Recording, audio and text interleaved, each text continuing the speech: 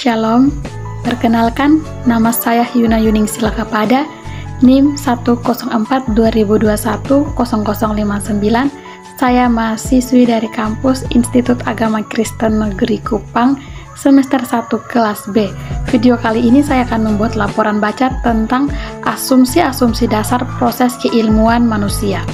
Proses keilmuan manusia terjadi karena bertemunya subjek ilmu dengan objek ilmu. Maka suatu ilmu pada dasarnya terdiri dari 3 unsur, yaitu subjek, objek, dan pertemuan antara subjek dan objek. Berikut akan dibahas secara ringkas 4 aliran kefilsafatan yang terdiri dari rasionalisme, empirisme, kritisisme, dan intuisionisme. A. Rasionalisme. Dalam pembahasan mengenai teori pengetahuan, rasionalisme menempati tempat yang penting. Biasanya paham ini dikaitkan dengan kaum rasionalis pada abad ke-17 dan ke-18, yaitu René Descartes, Spinoza, Leibniz, dan Wolff. Meski sebenarnya akar-akarnya dapat ditemukan pada pemikiran para filsuf klasis seperti Plato, Aristoteles, dan lain sebagainya. Paham ini beranggapan bahwa ada prinsip-prinsip dasar dunia tertentu yang diakui benar oleh rasio manusia. Wolff adalah penyadur filsafat Leibniz. Bahkan konon Leibniz sendiri tidak menciptakan suatu sistem filosofis. Di tangan Wolff inilah pemikiran Leibniz mendapatkan sistematisasinya. Berdasarkan pada prinsip-prinsip dasar yang ia sebut dengan premis, kemudian Wolff membagi lapangan pengetahuan menjadi 3 bidang, yaitu apa yang ia sebut dengan kosmologi rasional, psikologi rasional, dan teologi rasional.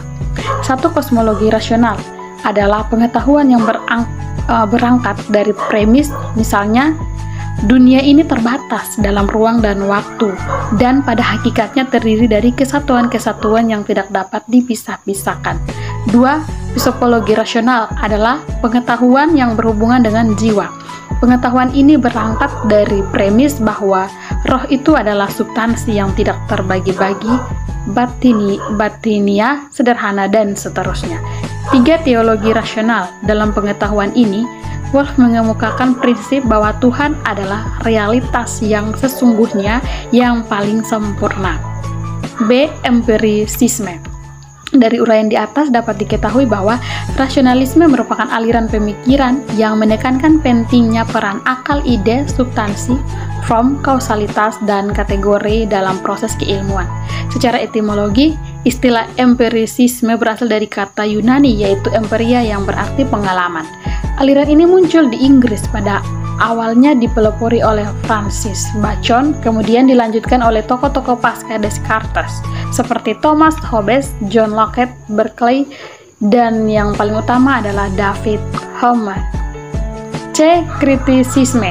Immanuel Kant adalah seorang filosof besar yang muncul dalam pantas pemikiran filosofis zaman Aufklärung Jerman menjelang akhir abad ke-18. Selanjutnya, perkembangan pemikiran Kant mengalami 4 periode. Pertama, ialah ketika ia masih dipengaruhi oleh Leibniz, Wolff, yaitu sampai tahun 1760. Periode ini sering disebut periode rasionalistik. Periode kedua yaitu berlangsung antara tahun 1760 sampai 1770 yang ditandai dengan semangat skeptisisme. Periode ini disebut periode empiristik. Pada periode ini pengaruh Hume sangat dominan. Karya Kant Dream of a Spirit Seer ditulis oleh periode ini.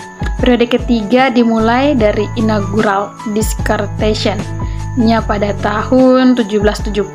Periode ini biasa dikenal sebagai tahap kritik. Periode keempat yaitu berlangsung antara tahun 1790 sampai 1804. Pada periode ini, Kant mengalihkan perhatiannya pada masalah religi dan problem-problem sosial. Akar-akar pemikiran Kant. Immanuel Kant adalah filsuf yang hidup pada puncak perkembangan pencerahan, yaitu masa di mana corak pemikiran yang menekankan kedalaman unsur rasionalitas berkembang dengan pesatnya. Setelah hilang pada masa abad pertengahan di mana otoritas kebenaran pada umumnya ada pada gereja dan para Peter, unsur rasionalitas itu seakan ditemukan kembali pada masa Renaissance dan kemudian mencapai puncaknya pada masa pencerahan. Langkah ini dimulai dengan kritik atas rasio murni, lalu kritik atas rasio praktis, dan terakhir adalah kritik atas daya pertimbangan. Satu, kritik atas rasio murni. Dalam kritik ini antara lain kan menjelaskan bahwa ciri pengetahuan adalah bersifat umum, mutlak, dan memberi pengertian baru. Kedua, kritik atas rasio praktis. Apabila kritik atas rasio murni memberikan penjelasan tentang syaratnya itu bersifat umum dan mutlak bagi pengetahuan manusia, maka dalam kritik atas rasio praktis yang dipersoalkan adalah syarat-syarat umum dan mutlak bagi perbuatan susila. 3. Kritik atas daya pertimbangan.